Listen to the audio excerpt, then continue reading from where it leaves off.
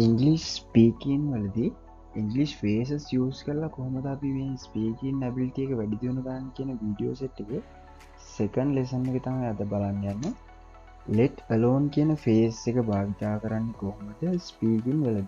අපි කලිනුත් ෆේස් එකක් භාවිතා කර ජස් බිකෝස් කියන ෆේස් එක භාවිතා කරන්න කොහොමද කියනක අද කතා කරන්න යන එක දෙවිනි පාට් එක ලෙට් අලෝන්. මෙතැන්දි අපි එක්සාම්පල්ටයත් එක බැලුවොත් මල්ලඟ දාහත්තියා 100ක්ක නෑ මේ වෙලා කියනක කියන්න ඉංගලිශල් let alone 1000 I don't have even 100 at this time. Let alone 1000 දාහත්තියා I don't have even 100 at this time. තව එක්සාම්පල් ලැබ බැලුවොත් කාර්යත්තියාවට බයිකයක් වත්නෑ let alone a car he doesn't have even a motorbike. TV එකත්තියා අපට රේඩියෝ එකක්වත් නෑ let alone a television we don't have even a radio.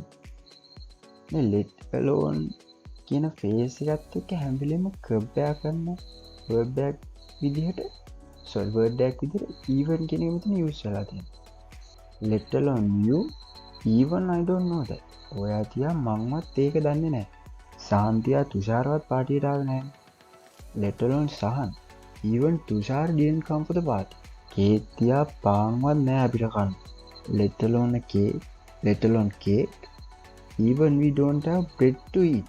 ඔයාට තියා මටවත් එයා ඇහුම්කන් දෙන්නේ නෑ. let alone to you, even she doesn't listen to me.